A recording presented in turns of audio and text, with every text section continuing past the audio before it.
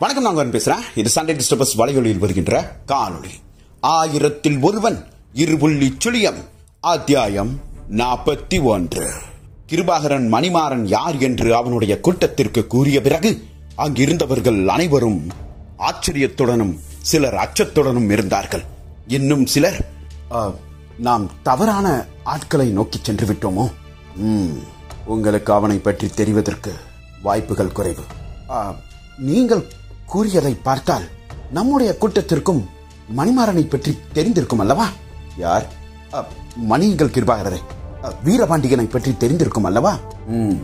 ஆம். இந்த சம்பவத்திற்கு பிறகு நான் அனைவரையும் இலங்கையிலேயே விட்டுவிட்டு வந்துவிட்டேன். மீதம் இருக்கும் உங்களை வைத்துத்தான் இங்கு நடந்து கொண்டிருக்கும் பிரச்சனைக்கும் முடிவு கட்டலாம் என்று காத்துக் கொண்டிருந்தேன். இடையில் எனது உடல்நிலையும் சிறிது சரியில்லாமல் போனதால் நான் காவேரி நதிக்கரையோரமாக இருக்கும் சில மடாலயங்களில் சிகிச்சை பெற்றுக் கொண்டிருந்தேன். இந்த இடைப்பட்ட நேரத்தில் தான் நீங்கள் இவ்வாறு செய்திருக்கிறீர்கள். எனக்கு இன்னும் நம்பவே முடியவில்லை. வீரபாண்டியன் பாண்டிய தேசத்தின் இளவரசன். இவன் தொண்டை மண்டலம் எங்கோ சென்று விட்டான் என்றல்லவா கூறிக்கொண்டிருக்கிறார்கள். ஆம், இன்னும் இவன் மீது இருக்கும் குற்றச்சாட்டை யாரும் அகற்றவில்லை. சுந்தரபாண்டியனும் அது அகற்றக்கூடாது என்ற ஒரு கட்டாயத்தில் இருக்கிறான். ஆனால் சுந்தரபாண்டியரும் தனது சொந்த தம்பி என்று கூட பாராமல் இப்படி செய்வாரா?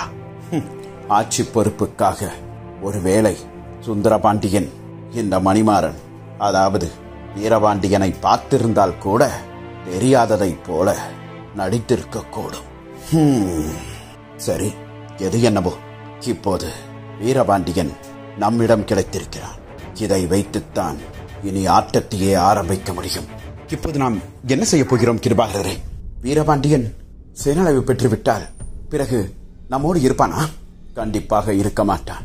அவன் யாரோடும் சேர்ந்து பயணிக்க வேண்டும் என்று சிந்திக்க மாட்டான். ஏன்? முன்பு நடந்த ஒரு துரோகச் செயல் அப்படி. ஆகையால் அவன் யாரையும் நம்ப மாட்டான். சரி, இப்போது மணிமாறன் நம்மோடு இருந்தாலும் நாம் அவனை வைத்து என்ன செய்வது? அவன் எப்படி இருந்தாலும் பாண்டிய தேசத்திற்கு எதிராக செயல்பட மாட்டான். என்ன கூறுகிறாய்? அது எப்படி? அண்ணனே இவனை ஊரை விட்டு ஒதுக்கி வைத்திருக்கிறார். அரசாங்க பதவிகள் எதுவும் இல்லை என்று கூறியிருக்கிறார். பாண்டிய தேசத்திற்கு இடையூறு செய்பவன் என்றெல்லாம் கூறியிருக்கிறார். அப்படி இருக்கும் பொழுது அவன் பாண்டிய தேசத்திற்கு எதிராக செயல்பட மாட்டான் என்று நீ எப்படி கூறுகிறாய்? இந்த 6-7 வருடங்கள் இவன் தலைமறைவு வாழ்க்கையில் இருந்தான் அல்லவா? அப்படி இருக்கும் பட்சத்தில் இவன் பாண்டியர்களுக்கு எதிராக ஒரு செயலும் செய்யவில்லையே. என்ன கிருபாகரே, நான் கூறுவது சரிதானே? நானும் அப்படித்தான் எண்ணிக்கொண்டிருந்தேன். ஆனால் இறுதி கட்டத்தில் சாவகத்திடமிருந்து உதவி கேட்டவுடன் பாண்டிய அரசன் அவர்களுக்கு உதவி செய்ய முன்வந்து விட்டான். அப்படி இருக்கும் பட்சத்தில் வீரபாண்டியன் அதை தடுக்க முயற்சி செய்திருக்கிறான். அப்படி பார்க்கும் பொழுது ஒரு பாண்டிய தேசத்தின் இளவரசன் பாண்டிய அரசனையே எதிர்த்து நின்றிருக்கிறான் என்றல்லவா பொருள்? புரிகிறது கிருபாகரரே. ஆனால் இதை வைத்து நாம் என்ன செய்ய போகிறோம்? இப்போது மணிமாறனுடன், அதாவது இந்த வீரபாண்டியனோடு நாம் பக்கபலமாக இருப்போம். ஆனால் அதை அவன் ஏற்றுக்கொள்வானா? அவன் ஏற்றுக்கொள்வான். அது எப்படி ஆணித்தனமாக கூறுகிறீர்கள்? அவனை ஒப்புக்கொள்ள வைக்க என்னிடம் ஒரு ரகசியம் இருக்கிறது என்று கிருபாகரன் கூறியவுடன் அங்கிருந்தவர்கள் அனைவரும் கிருபாகரனை பார்த்தார்கள். ஆனால் கிருபாகரன் மட்டும் உறங்கிக் கொண்டிருந்த மணிமாறனை பார்த்தான். அதே மற்றொரு முனையில் கோடியக்கரை. களங்கள் எல்லாம் வந்தாகிவிட்டதா? வந்தாகிவிட்டது. அனைத்தும் அதோ அந்த ஓரத்தில் தான் நின்று கொண்டிருக்கிறது. மத்தியத்தில் எதுவும் கொண்டு வர வேண்டாம் என்று கூறிவிடுங்கள். உத்தரவு. அவ்வாறேதான் நாங்களும் செய்தி அனுப்பியிருக்கிறோம். சரி, மேலும் ஒரு விடயத்தை நான் கூற வேண்டும். என்ன? அரசர் எப்போது அரசர் முன்பே இங்கு வந்துவிட்டார். விடுதியில் இருந்து வந்துவிட்டார். நடந்த தகவல் அப்படி அல்லவா? சரி, அதற்குள் வேறொரு விடயத்தையும் நான் கேள்விப்பட்டேன். ஆம், அதுவும் நடந்திருக்கிறது. காவலாளிகள், அமைச்சர்கள், படை தளபதிகள், முக்கிய அமைச்சர்கள், ஒற்றன்கள் என்று இங்கு அனைவரும் என்ன செய்து கொண்டிருக்கிறோம்? மன்னியுங்கள் அமைச்சரே, நீங்களும் எங்களோடு தானே? அதைத்தான் நானும் கேட்கிறேன். என்னையும் சேர்த்துதான் கேட்கிறேன். இங்கு அனைத்தும் நமது கைமீறி போய் நடந்து கொண்டிருக்கிறது. அரசர் வந்தால் அரசர் வந்தால் என்ன அமைச்சரே? சுந்தரபாண்டியருக்கு வணக்கம். வந்த தகவல் அதோ ஓலையில் அங்கிருக்கிறது. ஓலையை கொடு. இந்த அருங்கல் அரசே, இது கிருபாகரனுடைய கையொப்பம் தான்.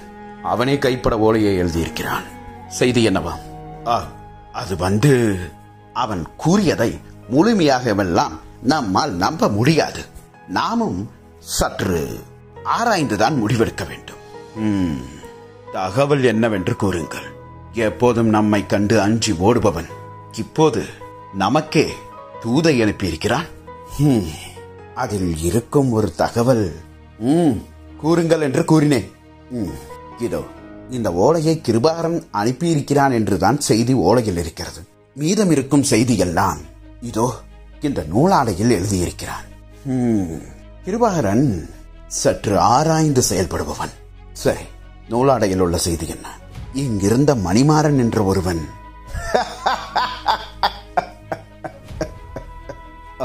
அரசே, புரிந்தது. தகவல் என்னவென்று. என்ன அரசே கூறுகிறீர்கள்? நான் தகவலை முழுமையாகவே படிக்கவில்லையே. தகவலை நான் கூறவா? அந்த நூலாடையில் இருக்கும் செய்தி என்னவென்று? அப்படியென்றால் கூறுகிறேன். சரியாக இருக்கிறதா என்று பார். இங்கிருக்கும் மணிமாறன் என்ற ஒரு வேலைக்காரன் அவ்வப்போது கொள்ளை தொழில்களிலும் ஈடுபட்டுக் கொண்டிருந்தான். சாவகத்திலிருந்து வந்த பொருட்கள் அனைத்தையும் இந்த மணிமாறனும் அவனுடைய கூட்டாளிகளுமே அதை கடத்தி சென்றிருக்கிறார்கள் என்ற ஒரு தகவல் இருந்திருக்கும். சரியா? ஆம் அரசே, அப்படியே இருக்கிறது. அது மட்டுமில்லை, இந்த மணிமாறன் தான் உங்களுடைய தம்பி பாண்டிய தேசத்தின் இளவல் பாண்டியனுடைய ஆருயிர் சகோதரன் வீரபாண்டியன் என்று எழுதியிருக்கிறதா? ஆம் அரசே. நான் தான் கூறினேனே, நீங்கள் தான் நம்பவில்லை. அரசே, அவர்கள் எவனோ ஒருவன் தப்பித்து ஓடிவிட்டான், அவன்தான் வீரபாண்டியன் என்று கிருபாகரன் புது குழப்பத்தை ஏற்படுத்துகிறார். எப்படியாவது பாண்டிய தேசத்தில் குழப்பத்தை ஏற்படுத்தி அவர்கள் தப்பித்து செல்வதுதான் அவர்களுடைய வேலையாகவே இருந்திருக்கிறது. என்ன அரசே சிரிக்கிறீர்கள்? கிருபாகரன் எழுதியிருப்பது உண்மைதான். அப்படி என்றால் அந்த மணிமாறன் பாண்டிய தேசத்தின் இளவரசன், எனது தம்பி வீரபாண்டியன். அடுத்த கணம் அங்கிருந்தவர்கள் அனைவரும் அதிர்ந்து போய் சுந்தரபாண்டியனை பார்க்க, என்ன அரசே, உங்களுக்கு இது முன்பே தெரியுமா? இப்போதுதான் கணித்தேன். ஆனால் மணிமாறன் வீரபாண்டியன் என்று எனக்கு எப்போதோ தெரியும். என்ன கூறுகிறீர்கள்? மணிமாறன் ஒரு தகவலை எடுத்துக்கொண்டு மதுரையில் இருக்கும் எனது அரண்மனைக்கு வந்திருந்தான். மாறுவேடத்தில் தான் வந்திருந்தான். இருப்பினும் சிறுபிள்ளையில் இருந்து நான் அவனை பார்த்து கொண்டிருக்கிறேன். அவன் என்ன வேடமிட்டால் அவன் எப்படி இருப்பான் என்று எனக்கு தெரியாதா? 6 வருடம் அவனை காணாமல் இருந்தால் அவனை மறந்து விடுவேனா? எனது நகல் அவன். அவனை நான் பார்த்த உடனேயே கட்டி தழுவ வேண்டும் என்று எண்ணினேன். இவ்வளவு வருடங்கள் என் கண் முன்னே வராதவன் இப்போது ஏதோ ஒரு மாறுவேடமிட்டு முன்னே வந்திருக்கிறான் என்று சந்தோஷப்பட்டேன். வந்தவுடன் ஏதேதோ செய்திகளை எல்லாம் கூறினான். அப்போது எப்படியோ இவன் இப்போது பாண்டிய தேசத்திற்கு உதவி செய்ய வந்திருக்கிறான் என்று கருதிவிட்டேன். அப்படித்தான் அவனை நம்பியும் விட்டேன். ஆனால் அந்த கொள்ளை கூட்டத்தின் தலைவனே வீரபாண்டியனாக இருப்பான் என்று இன்றுதான் எனக்கு தெரிகிறது. அது கிருபாகரன் உணர்த்தி இருக்கிறான். ஐயோ, அப்படி என்றால் அந்த மணிமாறன் அரண்மனைக்கு வந்தபோதே எங்களிடம் நீங்கள் கூறியிருக்கலாமே. நீண்ட காலம் கழித்து எனது தம்பியை மிக அருகாமையில் பார்த்தேன். அவனை பற்றி உங்கள் அனைவரிடமும் நான் கூறிவிட்டால் பிறகு அவன் மீண்டும் என்னை விட்டு தொலைவில் சென்று விடுவானோ என்று கருதினேன். பாசம், அவன் மீது வைத்த பாசம் என்னை அந்த விடயத்தை மறைக்க செய்துவிட்டது. இப்போதுதான் புரிகிறது, அரண்மனையில் அந்த வணிகனுக்கும் இந்த மணிமாறனுக்கும் எதற்காக ராஜ விருந்து அளிக்கப்பட்டது என்று. ஆம், அன்று எனது தம்பி அரண்மனைக்கு வந்திருந்தான். அவனை எப்படி நான் வெறுங்கையோடு அனுப்புவது? அதுதான் சற்று உணவு சமைக்கச் சொல்லி, அதுவும் அவனுக்கு பிடித்த உணவுகளாக சமைக்கச் சொல்லி கொடுத்தேன். நீங்களும் அப்போது சண்டையிட்டீர்களே.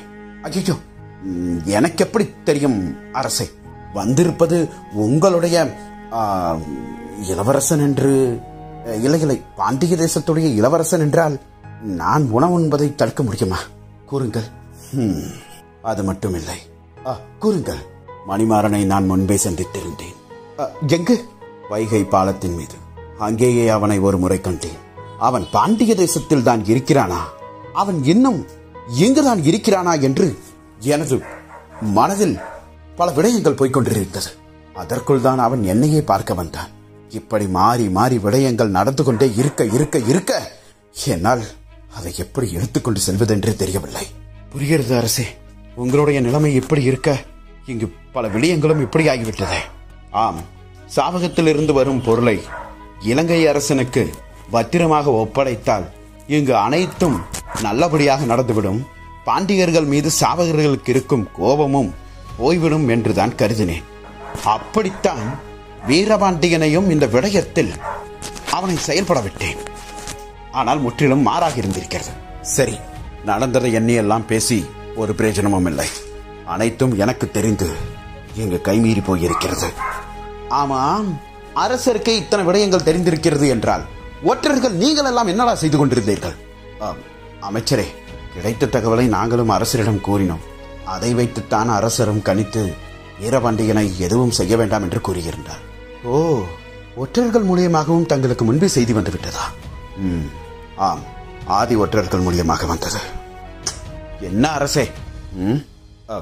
இல்லை அரசே, இப்போது கிருபாகரன் எதற்காக இந்த விடயத்தை நமக்கு செய்தியாக அனுப்பியிருக்கிறான்? அப்படி என்றால் கிருபாகரனிடம்தான் இப்போது வீரபாண்டியன் இருக்கிறான் என்று பொருள். என்னது, கிருபாகரனிடமா? ஆம், எனக்கு தெரிந்து கிருபாகரனும் கிருபாகரனுடைய கூட்டமும் தான் வீரபாண்டியனை பத்திரமாக பார்த்துக் கொண்டிருக்கிறது என்று கருதுகிறேன். ஐயே, அவர்கள் எப்படி பாண்டியர்களை பத்திரமாக பார்த்துக் கொள்வார்கள்? அவர்கள் ஒரு முறை என்னுடைய பார்வையில் இருந்தே அவனை பத்திரமாக கூட்டிக் கொண்டு சென்றது கிருபாகரனும் அவனுடைய கூட்டமும் தான். ஆகையால் கிருபாகரனிடம் அதை நாம் எதிர்பார்க்கலாம். வீரபாண்டியனுக்கு ஒன்றும் ஆகாது.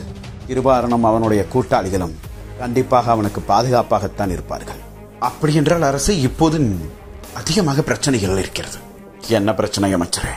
முதலில் சாவகத்தில் இருந்து வந்தவர்களுக்கு நாம் அவர்களுக்கு தகவலை கொடுக்க வேண்டும்.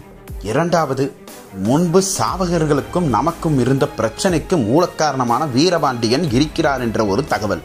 அடுத்தது, கிருபாகரன் இப்போது என்ன திட்டத்தை வகுத்திருக்கிறான் என்பது. கிருபாகரனிடம் பேச்சுவார்த்தைக்கு தகவல் அனுப்புங்கள். அவனை எங்கு போய் பிடிப்பது? தகவலை மட்டும் கொடுங்கள், காற்றாக போய் சேரும் அவனுடைய செவிகள். புரிகிறது. இப்போது சாவகர்களை மணிமாறன் கொள்ளையடித்தாலும் அந்த பொருட்களை எல்லாம் அவன் அனாவசியமாக செலவு செய்திருக்க மாட்டான். ஒருவேளை சாவகத்திலிருந்து கொண்டு வந்த, அதாவது கொள்ளையடிக்கப்பட்ட பொருட்கள் அனைத்தும் மணிமாறன் எங்காவது ஒளித்து வைத்திருந்தால், அதாவது வீரபாண்டியன் எங்காவது ஒளித்து வைத்திருந்தால் அந்த இடத்தை கண்டுபிடியுங்கள்.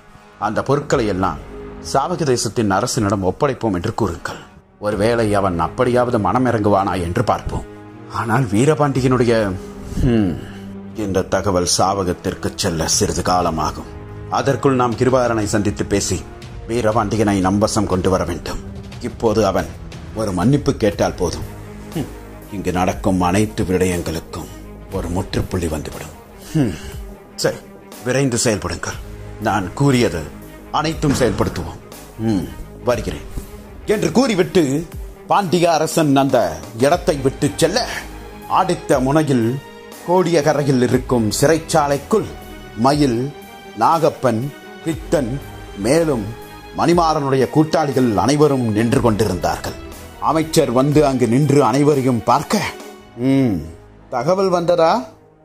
வந்தது அமைச்சரே. யார் கூறியது? அதோ அந்த அதிகாரி தான் கூறினார்.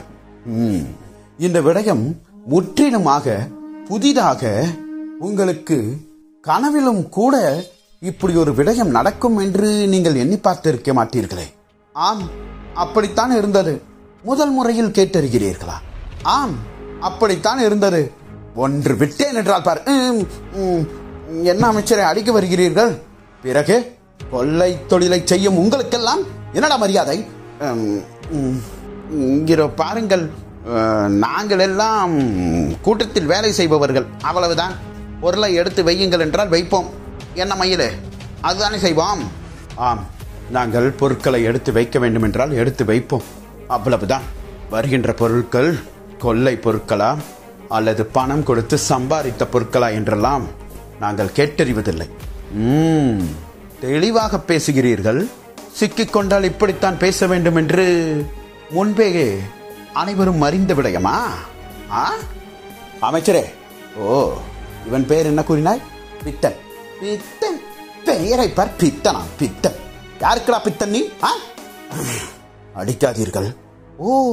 அடித்தால் என்ன செய்வீர்கள்? நாங்கள் ஒன்றும் செய்ய மாட்டோம்.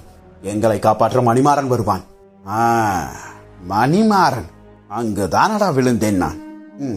பித்தா, நீயும் அந்த மணிமாறன் நீ இன்னும் நம்புகிறாயாடா? நாகப்பா அமைதியாக அடைச்சி நீ இரம்மா. எப்போது பார்த்தாலும் அந்த மணிமாறனுக்கே நீயும் ஒத்துதி கொண்டிருக்கிறாய். இதோ பாருங்கள், மணிமாறனுக்கும் எங்களுக்கும் ஒரு சம்பந்தமும் இல்லை. எங்களை விட்டு விடுங்கள். அவனிடம் சேராதீர்கள் என்று இவர்களிடம் நான் பலமுறை கூறிவிட்டேன். ஆனால் இவர்கள் அவனோடுதான் சேருவோம் என்று என்னையும் கூட்டிக் கொண்டு சென்று விட்டு இறுதியில் உங்களிடம் மாட்டி விட்டு விட்டார்கள். அடச்சி வாயை மூடு. மணிமாறன் அப்படி என்றால் இளவரசன் என்று உங்களுக்கு தெரியாதா? ஐயோ, தெரிந்திருந்தால் நாங்கள் எதற்காக வெளிப்புறத்தில் இருப்பதையெல்லாம் கொள்ளையடிக்கிறோம்? பாண்டிய தேசத்தின் அரண்மனையில் இருக்கும். என்னது? இல்லை, பாண்டிய தேசத்தின் அரண்மனைக்கு சென்று கையேந்தி இருப்போமே என்று கூற வந்தேன். வாய் மட்டும் உங்கள் அனைவருக்கும் அப்படி இருக்கிறதா? அப்படி. ஐயோ, எப்படியடா? வாயை மூடுறா. சரி, மூடிவிட்டேன். இதோ பாருங்கள், நீங்களும் மணிமாறன் தான் வீரபாண்டியன் என்று இப்போதுதானே கண்டுபிடித்தீர்கள். எங்களுக்கு மட்டும் எப்படி தெரியும்? 6 வருடங்களாக உங்களுக்கு தெரியவில்லையா? 6 வருடங்களாக உங்களுக்கும் தெரியாதல்லவா? அதிகமாக பேசினாய். பிறகு அவ்வளவுதான். ஐயோ, அவன் ராஜ அலங்காரத்திலும் வரவில்லை. நான் அரசன் குடும்பத்தைச் சேர்ந்தவன் என்றும் எங்களிடம் எதுவும் கூறவில்லை. அப்படி என்றால் ஒருவன் வந்தான், உங்களுடைய தீவில் வசித்தான். உடனடியாக நீங்கள் அனைத்தையும் ஒப்புக்கொண்டீர்களோ? அவனை உங்களுடைய கூட்டத்துக்குள் சேர்த்துக் கொண்டீர்களோ? சரி, வாருங்கள், கொள்ளையடிக்கலாம் என்று உங்களை அனைவரையும் அழைத்த போது நீங்கள் சென்று கொள்ளையடித்து விட்டீர்களோ? அது எப்படியடா நம்பிக்கையே இல்லாமல் ஒருவன் மீது இவ்வளவு நம்பிக்கையோடு சென்றீர்கள்? அதுவும் புதிதாக வந்தவனிடம். அதற்கு ஒரு காரணம் இருக்கிறது. அடுத்த கணம் அனைவரும் பித்தனை பார்க்க, மயில், பித்தா வேண்டாம், நமக்குத்தான் தெரிந்த தகவல் தானே இது. சுந்தர பாண்டியருக்கும் வீரபாண்டியருக்கும் பகை இருந்தது. இன்னும் என்ன பாண்டியர் என்று எங்களுடைய மணிமாறனை உங்களோடு சேர்த்து பேசிக் கொண்டிருக்கிறீர்கள். மணிமாறன் எங்களுடைய ஆள். சிறு தீவில், குருசடை தீவில் வாழ்ந்து வந்த சிறு இனக்குழு மக்கள் தான் நாங்கள். மீனவர்கள் என்ற ஒரு பட்டியலில் கூட எங்களை சேர்க்காதவர்கள். காரணம், அதிகமான மக்கள் தொகை உங்களிடம் இல்லை என்று எங்களுக்கு கடலில் படகை செலுத்தக்கூட அனுமதி இல்லாத காலகட்டம் அது. வேண்டுமேனால் மருகாமையில் இருக்கும் தீவுகளில் இருந்து மீனவர்கள் செல்லும் பொழுது அங்கிருந்து நீங்கள் படகில் வேலையாட்களாக சேர்ந்து கொள்ளுங்கள் என்று எங்களுக்கு அனுமதி வழங்கப்பட்டது. ஏன் நாங்களாக படகை செலுத்தக்கூடாதா? நாங்களாக துடுப்பு போடக்கூடாதா? நாங்களாக வலை வீசக்கூடாதா? எங்கள் வலையில் மீன் சிக்காதா? கயல்கொடி வேந்தனுக்கு அதெல்லாம் ஒன்றும் புரியவில்லை அல்லவா? அதுதான் அந்த ரணமும் அந்த வேதனையும் எங்களுடனே இருந்தது. அந்த தீவில் ஒருவேளை உணவுக்காக நீங்கள் ஏங்கியதுண்டா? சுற்றி இருக்கும் அனைத்து மக்களும் சந்தோஷமாக வாழ்ந்து கொண்டிருக்கும் பொழுது ஒரு தீவில் இருந்து மட்டும் அழுகுரல் உங்களுக்கு கேட்டிருக்கிறதா? பச்சை குழந்தையிலிருந்து 70 வயது மூதாட்டி வரை அழுது கொண்டிருந்த அந்த தீவில் அன்று இரவு கால் பதித்தான் எங்கள் மணிமாறன். வானில் எழுந்த இடி முழக்கம் அவனுடைய வருகையை எங்களுக்கு தெரிவித்தது. ஒலித்த மின்னல்களின் ஒளி அவனை அந்த தீவுக்கு வழிகாட்டியது. அடிக்கும் புயலும் சூறாவளி காற்றும் அவன் யார் என்று எங்களுக்கு உணரச் செய்தது. இப்படி பித்தன் கூற அங்கிருந்தவர்கள் அனைவரும் பித்தனையே கவனித்தார்கள். சுமார் 6 வருடங்களுக்கு முன்பு நடந்த நிகழ்வு. மழை வீசிக் கொண்டிருக்கிறது. சீக்கிரம் போங்கள், உள்ளே போங்கள். காற்று பலமாக வீசிக் கொண்டிருக்கிறது. உள்ளே செல்லுங்கள். எங்கே உள்ளே செல்வது? பின்னே இருக்கும் ஓலைகள் பறந்து விட்டன.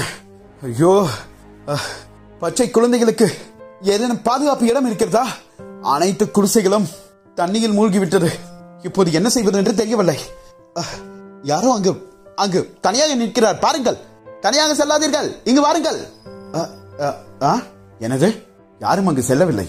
அங்கிருந்து ஒரு உருவம் தான் வருகிறது. யாரவன் தெரியவில்லையே. யாரு? எதற்காக வந்திருக்கிறீர்கள் என்று கூற அடுத்த கணம் மின்னலின் ஒளி பட அந்த வீரன் அங்கு நடந்து வந்தான். யார் நீங்கள்? நான் கூலி வேலை செய்பவன். புயலில் துடுப்பை போட்டுக்கொண்டு படகை செலுத்திக் கொண்டு வந்தேன். ஆனால் காற்றின் திசை மாறி நான் இந்த தீவில் வந்தடைந்து விட்டேன். இந்த தீவுடைய பெயர்? தீவுடைய பெயரெல்லாம் இருக்கட்டும், நீ முதலில் எங்கிருந்து வந்திருக்கிறாய்? ஈழத்து தமிழனோ? இல்லை, நான் தென்னகத்தைச் சேர்ந்தவன் தான். பேசும் மொழியிலேயே தெரியவில்லையாடா? அவன் அங்கிருந்து வரவில்லை, இங்கிருந்துதான் வந்திருக்கிறான். எந்த தீவு மீனவன் நீ? நான் மீனவன் இல்லை. மீனவன் இல்லை என்றால் உன்னிடம் ஏது படகு? அதற்கு எப்படி ஒரு துடுப்பு? ஏய், என்னடா சிரிப்பு? சிரிக்கும் நிலைமையில நாம் இருக்கிறோம். முதலில் வாருங்கள், வேலையை பார்ப்போம். ஏன், என்னானது? என்னானதா? உனது பாதங்கள் தெரியாத அளவுக்கு இந்த தீவில் நீர் வந்து விட்டது. அனைத்தும் உப்பு நீர். என்னதான் புயல் அடித்து மழை வீசினாலும் இங்கு குடிநீர் ஒன்றும் கிடைக்காது. பாவம், பிள்ளைகளை வைத்துக் கொண்டிருக்கும் பெண்டுகள் அனைத்தும் அவதிப்படுகிறார்கள். புயல் வரும் என்று முன்பே அறிவிக்கை வந்திருக்கும் அல்லவா? வந்தது. பிறகு நீங்கள் பாதுகாப்பான இடத்தை நோக்கி செல்லவில்லையா? பாதுகாப்பான இடமா? எங்கு? அருகாமையில் இருக்கும் தீவுக்கா, அல்லது கோடியக்கரைக்கா, அல்லது ராமேஸ்வரத்துக்கா? அங்கு நாங்கள் அகதிகளாக இருக்க வேண்டும். ஒருவேளை உணவுக்கு 10 பேரிடம் நாங்கள் பிச்சை எடுக்க வேண்டும். எல்லாம் உனக்கு எங்கு பிரிய போகிறது? நீ ஏன் எங்களுடைய தீவில் வசிப்பவன் இல்லை? கேட்டால் தென்னகத்தைச் சேர்ந்தவன் என்று கூறுகிறாய். இப்போது இங்கு வாழும் மக்கள் அனைவருக்கும் இங்கு வாழ்வாதாரம் எல்லாம் கிடையாது. நீயே தவறி வந்து விட்டாய். புயல் நின்ற பிறகு உன்னுடைய படகை எடுத்துக்கொண்டு சென்றுவிடு. இது குருசரை தீவு என்று கூறுவார்கள். குருசரை தீவு? ஆமாம். இங்கு எத்தனை பேர் இருக்கிறீர்கள்? எதற்காக? கணக்கீடு எடுக்கப் போகிறாயா? அப்படி இருந்தால் அதிகாலையில் எடு. எத்தனை பேர் உயிரோடு இருக்கிறோம் என்று அப்போதுதான் தெரியும். ஏய், பாருங்களா, வேலையை பார்ப்போம். அடுத்த கணம் அனைவரும் வீரபாண்டியனை மதிக்காமல் சென்ற பிறகு மேலும் வீரபாண்டியன் நடைபோட்டு உள்ளே சென்றான். ஏய், இங்கே எதற்காக வந்து கொண்டிருக்கிறாய்? இது ஆழமான பகுதி. செல். நீங்கள் எங்கே செல்கிறீர்கள்? அதோ தூரத்தில் தெரிகிறது அல்லவா குடிசை. அங்கே இன்னும் மக்கள் இருக்கிறார்கள். அவர்களை கூட்டிக் கொண்டு வர செல்கிறோம். நீ அங்கேயே இரு. அங்குதான் பாதுகாப்பாக இருக்கும். அது சற்று மேடான பகுதி. ஆமாம், நீ அங்கேயே இருப்பா. நாங்கள் வருகிறோம். நானும் வருகிறேன். எதற்காக? உங்களுக்கு உதவியா? அடே அப்பா, முதல் முறையில் கேட்கிறோம். தம்பி, நீ தென்னகத்தைச் சேர்ந்தவன் தானே? ஆம். பிறகு கடலை எல்லாம் நீ உனது சுற்றுலா தலங்களில் இருக்கும் ஒரு பொருளாகும். நாங்கள் அன்றாட வாழ்க்கையில் பார்த்து வாழ்ந்து வருபவர்கள். நீ கடலை பார்ப்பதற்கும் நாங்கள் கடலை பார்ப்பதற்கும் அதிகமான வித்தியாசம் இருக்கிறது. இங்கே நாங்கள் வந்து விடுகிறோம். அடுத்த கணம் சற்று எட்டி பார்த்த வீரபாண்டியன் மீண்டும் திரும்பிச் சென்றான். ஒரு வார்த்தை கூறியவுடன் எப்படி பயந்து விட்டான் பாருங்களா. பேசாமல் அவனையும் கூட்டி இருக்கலாம். ஒரு கையாவது கிடைத்திருக்கும். ஒரு கையா? அவன் அங்கு வந்து தத்தளித்தால் பிறகு அவனையும் காப்பாற்ற வேண்டுமடா. வாருங்கள் செல்வோம். அந்த குடிசை, அந்த குடிசை நீரில் போகிறதா? உள்ளே இருப்பவர்கள் வெளியே வாருங்கள். வெளியே வர முடியவில்லை. ஐயோ, அந்த கட்டையை பிடியடா. கயிறு இந்த அப்படி. என்னால் பிடித்து இழுக்க முடியவில்லையடா. வா வா வா வா வா. அனைவரும் பிடித்து இழுங்கள். அந்த குடிசையே வட்டம் அடிக்கிறதடா. நீரில் மிதங்கும் குடிசை அப்படியே வட்டம் அடிக்கிறது. உள்ளே இருப்பவர்கள் யார்? ஐயா, கை குழந்தையை வைத்துக் கொண்டிருக்கிறோம். ஐயோ, என்ன இந்த புயல் இப்படி வந்து நம்மை கஷ்டப்படுத்திக் கொண்டிருக்கிறது. ஐயா, நீரில் மூழ்கி அப்படியே வெளியே வந்து விடவா? வேண்டாம். நீரின் ஓட்டம் அதிகமாக இருக்கிறது. நீங்கள் குடிசைக்குள் இருக்கும் காரணத்தினால்தான் நீர் உங்களை அடித்துக் கொண்டு செல்லாமல் இருக்கிறது. வெளியே வந்து விட்டீர்கள் என்றால் அடித்துவிடும். சற்று உள்ளே இருங்கள். நாங்கள் ஏதாவது ஒரு முயற்சி செய்கிறோம். அந்த புறம் விடு. அப்படியே சுற்றி வா. சுற்றியெல்லாம் வர முடியவில்லை. என்னுடைய கால் இப்போதே மணலுக்குள் போய்கொண்டிருக்கிறது. ஐயோ, காலை எடாரா, முடியவில்லை. கயிற்றை நான் விட போகிறேன். விட்டு விடாதேடா. குடிசை போய் விடுமாடா. எனது கால் உள்ளே போய்கொண்டிருக்கிறது. ஐயோ, நீ இந்த புறம் வா. இந்த கயிறு இப்படி. மெல்ல மெல்ல நீ விடு. நான் இதை பார்த்துக் கொள்கிறேன். முதலில் காலை எடா. அடுத்த கணம் மணலுக்குள் பதிந்த காலை எடுத்துக் கொண்டிருப்பவன் சற்று திரும்பி பார்க்க, அங்கு பாருங்களா. எங்கு பார்க்குது? அடுத்த கணம் ஒரு உருவம் ஒரு படகில் கயிறை கட்டி அந்த படகை இழுத்துக் கொண்டு வந்து கொண்டிருந்தது. ஏய், புயல் அடிப்பதில் கடல் நீரின் மட்டம் சற்று எழுந்து விட்டது அல்லவா? ஆம், எழுந்து விட்டது. நமது தீவில் முழங்கால் வரை நீர் வந்து விட்டது அல்லவா? ஆம், வந்துவிட்டது. சுழன்று அடிக்கும் அலைகள் நமது தீவில் தானே மோதிக்கொண்டிருக்கிறது. ஆம், அதில் எப்படியடா ஒரு படகு நேராக வருகிறது? அவன் கயிறு கட்டி இழுத்து வருவதால் தான். அது எப்படி சாத்தியம்? இங்க ஒரு குடிசையை பிடித்து இழுத்து வைக்க முடியவில்லை. இவன் அடுத்த கணம் அவர்களுக்கு அருகாமையில் வந்த வீரபாண்டியன், அந்த கயிற்றை இந்த படகில் கட்டுங்கள். இது கட்டுகிறேன். ஏய், உனது காலை எடுத்து விட்டாயா? இல்லை இல்லை, இவனை பார்த்து நான் அதை மறந்து விட்டேன். அப்பா, படகில் நீ அமரு. என்னது? அமரு என்றேன். அமர்ந்து விட்டேன். கயிற்றை குடிசை சுற்றி கொண்டு வாருங்கள். ஏய், சுற்றி கொண்டு வாருங்களா, சுற்றி கொண்டு வாருங்கள். பிடித்துக்கொண்டோம். இப்போது கயிற்றை பிடித்து இழுங்கள். என்ன? இல்லை, கயிற்றை பிடித்து இழுத்தால் பிறகு குடிசை நொறுங்கிவிடும். உள்ளே 4-5 பேர் இருக்கிறார்கள். தெரியும், இழுங்கள். ஏய், நீ யாரடா? காப்பாற்ற வந்த காவலனா அல்லது காலனாடா? இழுங்கள் என்றேன். என்னடா சிரிக்கிறான் இவன்? அவன் சொல்வதை போல செய்வோம். நமக்கு தான் என்ன செய்வது என்று தெரியவில்லை. அவனுக்கு ஏதேனும் ஒரு விடயம் தெரிந்தால் நல்லதுதானே. கடலையே பார்க்காதவன் எப்படியெல்லாம் உதவி செய்ய முடியும்? இழுக்கிறேன். அடுத்த கணம் குடிசை மெல்ல மெல்ல மேலே ஓங்க. மேலே ஓங்கி இருந்தடா, மேலே ஓங்கி இருந்து. ஏய், துடுப்பை போடு. துடுப்பை போட்டு என்ன செய்வது? துடுப்பை போட்டு குடிசை அடியே செல். குடிசை என்ன அடியேவா? செல் என்று கூடுகிறேன் அல்லவா? இதை போடுகிறேன்.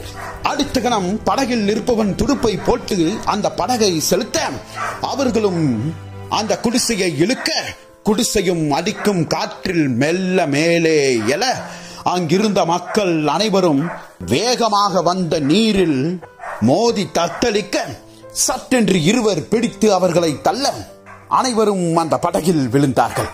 படகை துடுப்பு போட்டுக் கொண்டிருந்தவனும் வேகமாக முன்னேறி செல்ல, அடே அடே அடே, கடலுக்கு செல்கிறாயடா என்று கூற, சட்டென்று விழுந்த கயிறை சுழற்றி வீரபாண்டியன் அவனுடைய தோளில் 2 முறை சுற்றி தன்னுடைய உருவத்தையும் திருப்பி கயிற்றை இழுத்து பிடிக்க, சென்ற வேகத்தில் அந்த படகும் சட்டென்று திரும்பி வீரபாண்டியனை பார்த்து நின்றது. இதை பார்த்த அனைவரும் அதிர்ந்து போக, ஏய், இவனுக்கு பின்னால் ஒரு 100 பேர் இருக்கிறார்களா என்று பார். யாரும் இல்லை, அவன் ஒருவன் தான் இழுத்து பிடித்தான். என்னடா இது, இப்படியெல்லாம் ஒருவன் இருப்பானா? பிடிங்களா? ஏய், படகை பிடி, படகை பிடி. ஏய், துடுப்பை போட முடியவில்லையடா, துடுப்பை போட முடியவில்லையா? காப்பாற்றியவுடன் வேகமாக துடுப்பை போட்டுக்கொண்டு கடலுக்கா செல்கிறாய்? எந்த புறம் கடல் இருக்கும் என்று இந்த இருளில் யாருக்கடா தெரியும்? இழுக்கிறடா. ஏய், அனைவரும் அனைவரும் நலம்தான். குழந்தை குழந்தை. அந்த படகில் ஒரு கேடயம் இருக்கும். அந்த கேடயத்தை வைத்து குழந்தையை மூடுங்கள். மழை நீரும் கடல் நீரும் படாதவாறு. நன்றி. கேடயம், வேல், வாள் என்றெல்லாம் இருக்கிறதா? இவன் படைவீரன் என்று கருதுகிறேன். ஓ, அதுதான் இவ்வளவு பலமா இவனுக்கு? அடுத்த கணம் மேடான பகுதிக்கு வந்து அந்த படகை நிறுத்த, படகை கட்டி வையுங்கள், கிளை என்றால் கடலோடு சென்றுவிடும். சரி சரி சரி. அப்பா, இங்கே ஏறம்மா. அந்த குழந்தை கேடயங்களை வைத்து மூடிக்கொண்டோம். ஏய், படகில் இன்னும் 10 கேடயங்கள் இருக்கிறது. அதையெல்லாம் நாங்கள் எடுத்து கொடை போல பிடித்துக் கொள்ளவா? பிடித்துக் கொள்ளுங்கள். நன்றி அப்பா, நன்றி. ஆமாம், நீ போர் வீரனா? அடுத்த கணம் வீரபாண்டியன் அனைவரையும் பார்க்க, காவல் அதிகாரியா? காவல் அதிகாரிக்கு எதற்கு இத்தனை கேடயங்களும் பாலும் வேலும்? ஒருவேளை நீங்கள் 10 பேர் பக்கம் படகில் வந்தீர்களோ? அனைவரும் மூழ்கி விட்டார்களோ? நீ ஒருவன் தான் பிழைத்தாயோ? ஆளி பேரலையில் பிழைத்தவன் தான். என்ன கூறினாய்? ஒன்றுமில்லை. இங்கு ஏதேனும் பாதுகாப்பான இடம் இருக்கிறதா? பாதுகாப்பான இடம் என்று எதுவும் இல்லை. அருகாமையில் ஒரு தீவு இருக்கிறது. அந்த தீவுக்கு சென்றால் இன்னும் இந்த தீவை விட அது மேடான பகுதி, சற்று கரை இருக்கும். அந்த புறம் செல்ல முடியுமா? அந்த புறம் செல்வது மிக மிக கடினம். ஏன்? கடலின் அலைகளும் பலமாக மோதிக்கொண்டிருக்கிறது, சுழல் காற்றும் வீசிக்கொண்டிருக்கிறது. பெருமழையும் பெய்து கொண்டிருக்கிறது. இந்த தீவிலிருந்து அந்தப்புறம் செல்வதற்கு இடையே ஒரு நீண்ட ஆழமான பகுதி கடலுக்குள் இருக்கிறது. அதாவது 2 மலை தொடர்ச்சிகளுக்கு நடுவே ஒரு வேற்றிடம் எப்படி இருக்குமோ அப்படி கடலுக்குள் இருக்கிறது. அந்த பகுதியில் இன்னும் நீர் சுழன்று வரும். அதை கடப்பது மிக மிக கடினம். பேசாமல் மலையில் நினைந்து கொண்டு இங்கேயே நிற்க வேண்டியதுதான். அங்கெல்லாம் சென்றால் பிறகு நாம் அனைவரும் உயிரோடு இருக்க மாட்டோம். மேலும் உன்னிடம் இருப்பதோ ஒரு படகு. அதை வைத்துக் கொண்டெல்லாம் இத்தனை பேரும் செல்ல முடியாது. நான் இங்கு வரும்போது பார்த்தேனே, அங்கிருக்கும் படகுகள் அனைத்தும் என்ன சிரிக்கிறீர்கள்? அது ஒன்றுமில்லை அப்பா, அது அனைத்தும் உடைந்த கப்பல்கள். அதை வைத்தெல்லாம் ஒன்றும் செய்ய இயலாது. ஒன்றும் செய்ய இயலாதா? ஆமாப்பா, உடைந்த கப்பல்கள் எப்படி தீவில் இருக்கிறது? அப்படி கேள். ஒரு காலத்தில் நாங்களும் மீன் பிடிக்கும் தொழிலை செய்து கொண்டிருந்தவர்கள் தானப்பா. அதன் பின்னர் எங்களுக்கு அந்த அனுமதி மறுக்கப்பட்டு விட்டது. இருந்த படகுகளை எல்லாம் அப்படியே போட்டு விட்டோம். இப்போது அனைத்தும் இத்து போய் ஓட்டையாகி விட்டது. வருடா வருடம் அரசரும் முக்கிய அமைச்சர்களும் இந்த பக்கம் வருவார்கள். அவர்களிடம் எங்களுடைய தீவுக்கு வந்து பாருங்கள் என்று நாங்களும் 5-6 சற்று பெரிய படகுகளை எல்லாம் தயார் நிலையில் வைப்போம்.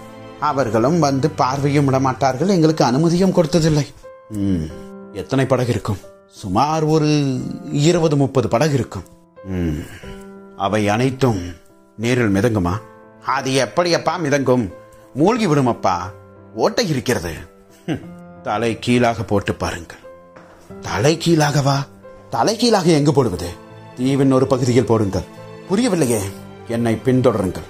அடுத்த கணம் வீரபாண்டியன் சென்றவன் அங்கிருக்கும் படகுகளை எல்லாம் இழுத்துக் கொண்டு வந்து தலைகீழாக தூக்கி போட்டான்.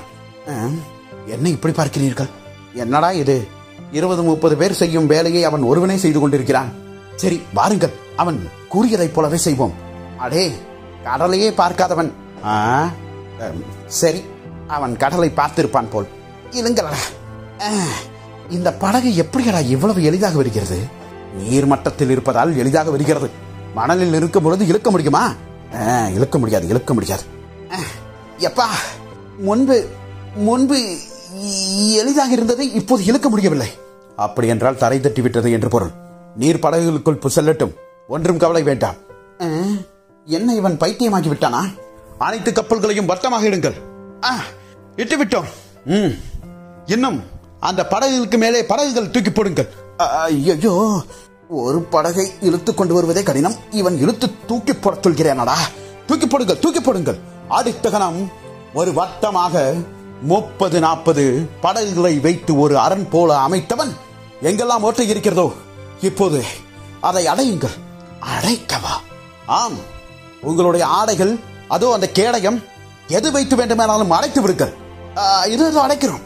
அடுத்த கணம் படகுகள் இருக்கும் சிறு சிறு ஓட்டைகளை எல்லாம் அவர்கள் அடைக்க அந்த இடத்தில் தீவுக்குள் ஒரு தீவு போல அங்க காட்சியளித்தது. இப்போது தலைகீழாக போட்ட படகுகளை எல்லாம் உள்ளே போடுங்கள். அடுத்த கணம் அந்த இடத்தில் போட அங்கு ஒரு சிறு குன்றை போல அது காட்சியளித்தது. நீர் அனைத்தும் அந்த இடத்தை விட்டு சென்றது. அனைவரும் மேலே ஏறி அமரவும் ஆரம்பித்தார்கள். ஆங்காங்கே இருக்கும் கேடயங்களை வைத்து, ஒரு சில துடுப்புகளை வைத்து மலையில் நினையாதவாறு அவர்கள் அன்று இரவு முழுக்க கதிரவனுக்காக காத்துக் கொண்டிருந்தார்கள். அடுத்த கணம் பித்தன் அமைச்சனை பார்க்க, அமைச்சனும் இதை செய்தது உங்கள் வீரபாண்டியன், எங்கள் மணிமாறன் ஓரிரவில் ஒட்டுமொத்த ஊரையும் காப்பாற்றினான். என்ன செய்வது, ஏது செய்வது என்று திகைத்து போய் தத்தளித்துக் கொண்டிருந்த நிலையில் அவன் அங்கு காப்பாற்றியது ஒரு குடும்பத்தையோ ஒரு நபரையோ அல்ல, ஒட்டுமொத்த தீவில் இருக்கும் மக்கள் அனைவரையும் காப்பாற்றினான். அப்போது அவனிடம் நாங்கள் ஒன்றை கண்டோம். இப்படி படை வீரர்கள், ஆயிரக்கணக்கான படை வீரர்கள் சூழ்ந்திருக்கிறீர்களோ, உங்களை பற்றியோ, அதிகாரிகள் நீங்கள் மாபெரும் அதிகாரிகளை பற்றியோ, ஏன் அந்த அரசனை பற்றியோ கூட அவனுக்கு பயமில்லை. அது எங்கு உணர்ந்தோம் என்று தெரியுமா?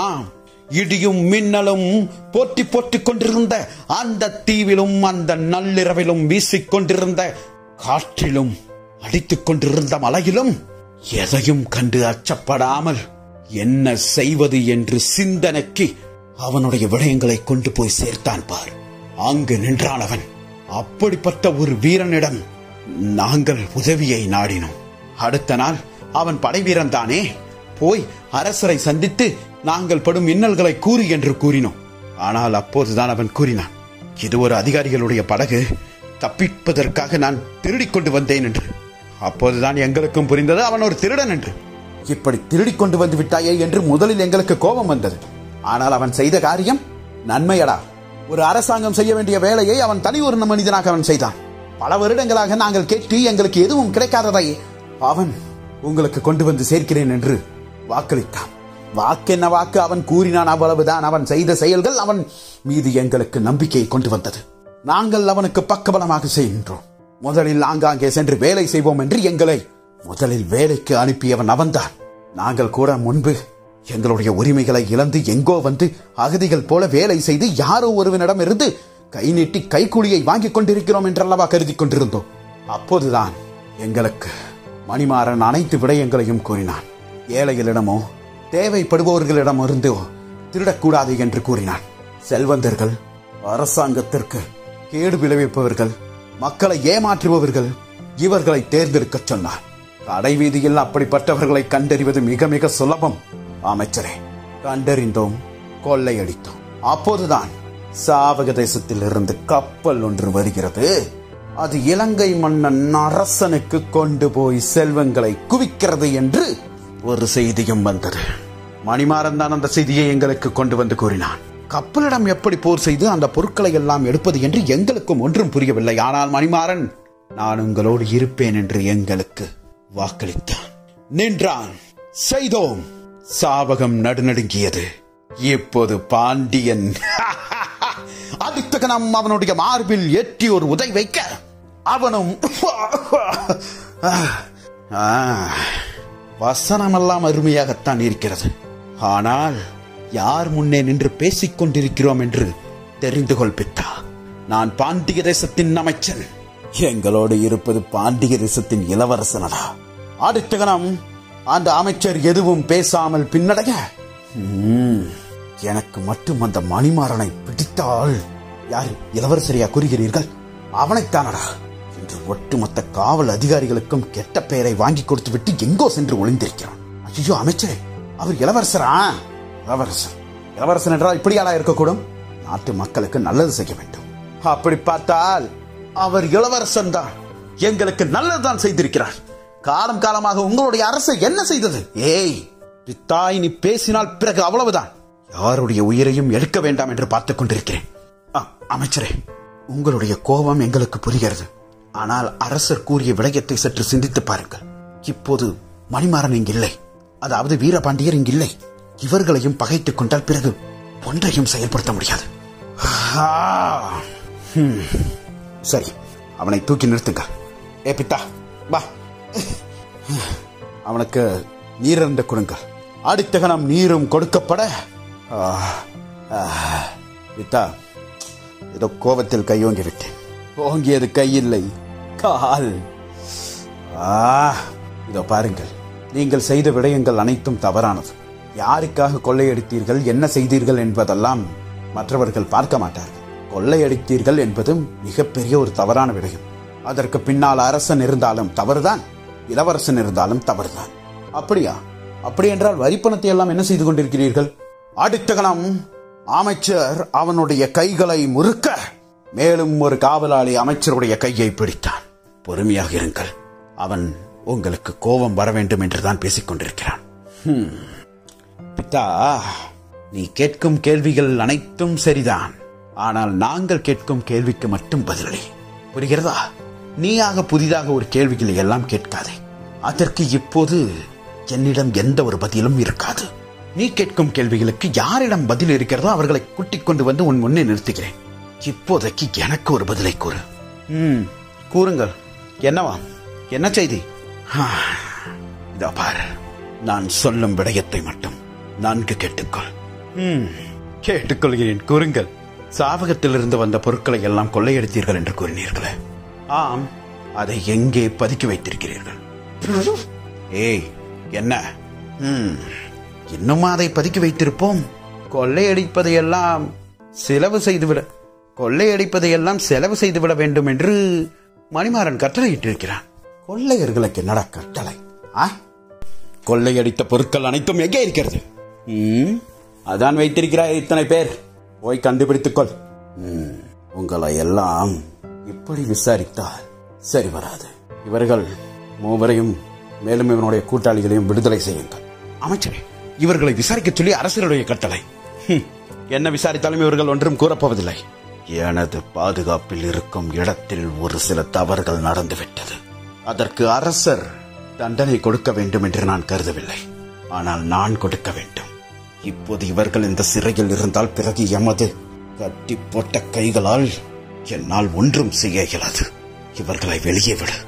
அதன் பின்னர் இவர்களை என்ன செய்ய வேண்டும் என்று நான் பார்த்துக் கொள்கிறேன். கொள்ளையடித்த பொருட்களை எப்படி கொண்டு வர வேண்டும் என்று எனக்கு தெரியும். அரசரிடம் விசாரணை போய்க் கொண்டிருக்கிறது என்று கூறு.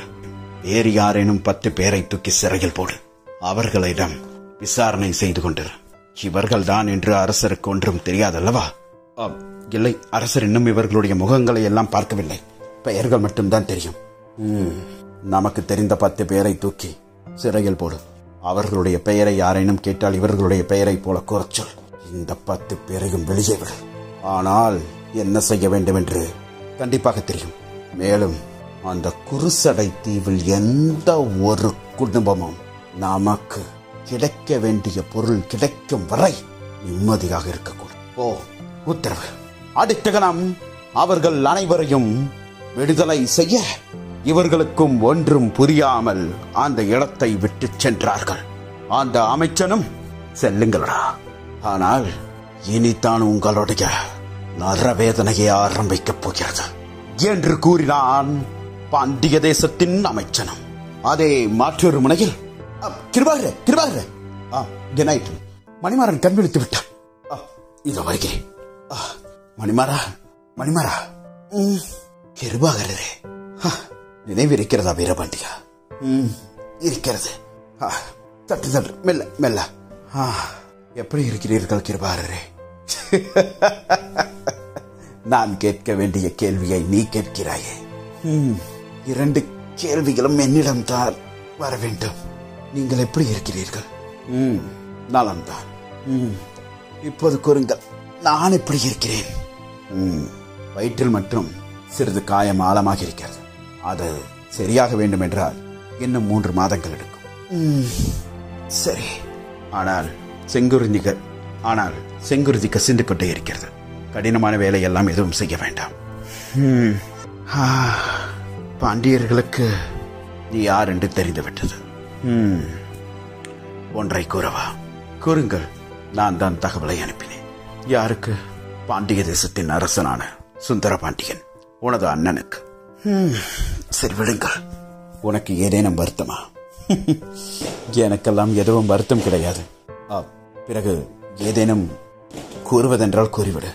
ஒன்றும் கூற தேவையில்லை. நான் தான் மணிமாறன், நான் தான் வீரபாண்டியன் என்று எனது அண்ணனுக்கு முன்பே தெரியும். என்ன கூறுகிறாய்? அப்படி என்றால் நீயும் உனது அண்ணனும் சேர்ந்தெல்லாம் செய்யவில்லை. அவனை ஒரு வேரை போய் பார்க்க வேண்டிய கட்டாயம் ஏற்பட்டுவிட்டது. அவன் என்னை கண்டறிந்திருப்பான். எப்படி கூறுகிறாய்? பாண்டிய தேசத்தின் அரண்மனையில் வெகு ஆண்டுகள் கழித்து தரமான ஒரு உணவை உண்டேன். அருமையாக இருந்தது. அப்படி ஒரு உணவை உண்டு பல ஆண்டுகள் ஆகின. இப்போது அனைத்தும் சிறப்பாக இருக்கிறது. சரி, உனது அண்ணன், எனது அண்ணனுக்கு என்ன வைத்திருக்கிறீர்கள்? பாண்டியர்களுக்கு எதிராக செயல்பட போகிறீர்களா? வேண்டாம் கிருபாகரரே, இன்னும் நீ உனது அண்ணனுக்காகத்தான் நிற்கிறாயா? ரத்தம் அப்படிப்பட்டதல்லவா? அப்படி என்றால் உன்னை நான் விடப்போவதில்லை. இங்கேயே வைத்துக் கொள்ளப் போகிறேன். எங்களுக்கான விடயங்கள் நடக்கும் வரை நாங்கள் உன்னை விடப்போவதில்லை. அதற்கு என்னுடைய அனுமதி தேவைப்படும் உங்களுக்கு கிருபாகரரே. அப்படி என்றால் நீ இப்போது எங்களை விட்டு செல்லப் போகிறாயா? நான் சென்றாக வேண்டும். நிலைமை முன்பு போல இல்லை வீரபாண்டியா. குருசலை தீவில் உன்னுடைய ஆட்கள் அனைவரும் இப்போது என்ன செய்கிறார்கள் என்று தெரியவில்லை. அதிகாரிகளுக்கு இந்த விடயம் போய்விட்டது. என்ன நடந்து கொண்டிருக்கிறது என்று யாருக்கும் எதுவும் தெரியாது. தகவலை கேட்டறிய சொல்லியிருக்கிறேன். அனைத்து விடயங்களும் தெரிந்த பிறகு நீ இங்கிருந்து போ. இருவாரரே, நான் தாமதிக்கும் ஒவ்வொரு நேரமும் நான் பாண்டிய தேசத்திற்கு எதிரானவன் என்று ஒரு விடயம் உருவாய்க்கொண்டே இருக்கும். நான் சென்று எனது அண்ணனை பார்க்கிறேன். பாண்டியர்களை எதிர்ப்பது எமது முக்கிய வேலை இல்லை என்று கூறுகிறேன். அப்படி என்றால் முன்பு நடந்த கதையெல்லாம் மறந்துவிட்டாயா என்ன? அதிகாரிகளுக்கும் அரசனுக்கும் எதிரானவன் தான் நான். ஆனால் மக்களுடைய விடயங்களுக்கு எதிரானவன் இல்லை என்பதை நான் எனது அண்ணனுக்கு புரிய வைக்க வேண்டும். நான் ஒன்றும் எனது அண்ணனை பார்த்து பாண்டியர்களுக்கு எதிராக நான் செயல்படவில்லை என்று கூறுவது அனைத்தும் மக்களுக்கு எதிராக நான் செயல்படவில்லை என்று கூற மட்டும்தான். மற்றபடி எந்த ஒரு விடயமும் இல்லை. உங்களுக்கு ஒரு விடயத்தை நான் கூறுகிறேன். இதை இப்படியே விட்டுவிடுங்கள். ஏதேனும் இதை வைத்து வேறொரு விடயத்தை செய்யலாம் என்று கனவிலும் என்ன வேண்டாம் கிருபாரரே. சந்தர்ப்ப சூழ்நிலைகளை நான் பயன்படுத்திக் கொள்வேன் என்று கருதுகிறாயா வீரபாண்டியா? இல்லை கிருபாரரே, நீங்கள் அப்படிப்பட்டவர் இல்லை. பிறகு நீ கூறும் ஒவ்வொரு வார்த்தையும் அப்படித்தான் இருக்கிறது. கூறு, நான் என்ன செய்ய? இப்போது எதற்காக எனது அண்ணனை போய் பார்க்க வேண்டாம் என்று கூறுகிறீர்கள்? பார்த்தால் இங்கு பல பிரச்சனைகளுக்கு முற்றுப்புள்ளி வரும். அப்படியா? அப்படி என்றால் முன்னொரு காலத்தில் நடந்த ஒரு பிரச்சனைக்கு முற்றுப்புள்ளி இல்லாமல் போய்கொண்டிருக்கிறது. அதை பற்றி நீ எண்ணவே இல்லையா? சிந்திக்கவே இல்லையா? சிந்தனை உண்டு, எண்ணமும் உண்டு. ஆனால் என்ன செய்வதென்று தெரியவில்லை. எனது போக்கில் நான் போய்கொண்டிருக்கிறேன் கிருபாரரே. அப்படியே விட்டுவிடுங்கள், நான் பார்த்துக் கொள்கிறேன். அடுத்தது என்ன செய்ய வேண்டுமோ அதை செய்து கொண்டு. ஒருவேளை பாண்டியர்கள் உன்னை கொல்ல துணிந்தால், இப்படிப்பட்ட விடயங்களை எல்லாம் ஈடுபடும் பொழுது அதுவும் நடக்கும் என்று எனக்கு தெரியும். ஆகையால் அதை பற்றி எனக்கு ஒரு கவலையும் இல்லை. நான் செல்கிறேன். இரு, இப்போது நீ செல்வது நல்லதுக்கல்ல. இன்னும் நான் இங்கே எதற்காக இருக்க வேண்டும் என்று கூறுங்கள். உங்களுடைய கூட்டாளிகளுக்கு என் மீது என்ன நல்ல அபிப்பிராயம் வந்துவிடுமா? அது வராது. பிறகு நான் எதற்காக இன்னும் இங்கு இருக்க வேண்டும்? எனக்கு ஒரு விடை தெரிந்தாக வேண்டும். அதற்காக நீ இங்குதான் இருந்தாக வேண்டும். என்ன விடை? வருவிசை வீரன். அவன் ஒருவனுக்காகத்தான் நான் இப்படி அலைந்து கொண்டிருக்கிறேன். அவன் இறந்து விட்டான், நம்மை விட்டு சென்று விட்டான். அதை கொன்றது ஆம், பாண்டியர்கள் தான். இதில் எந்த ஒரு மாற்று கருத்தும் இல்லை கிருபாரரே. இப்போது மீண்டும் அதை பேசுவதற்கான பயன் என்ன? ராஜமுத்திரை. அடுத்த கணம் வீரபாண்டியன் கிருபாகரனை பார்க்க உனது அண்ணன் வருவிசை வீரனுடைய மரணத்திற்கும் அவனுக்கும் சம்பந்தம் இல்லை என்று கூறினான். ஆனால் வருவிசை வீரன் இறந்தது அரசருடைய கட்டளைக்கு இணங்க. அங்கு ராஜமுத்திரையும் இருந்தது. அது ராஜமுத்திரையின் ரகசியம். அது என்னிடம் இருக்கிறது. அதை நான் உன்னிடம் கூறவா என்று கிருபாகரன் கேட்க, வீரபாண்டியனும் கிருபாகரனையே உற்று நோக்கினான். காத்திருப்போம் ராஜ ரகசியத்தை அறிந்து கொள்ள. நன்றி, வணக்கம்.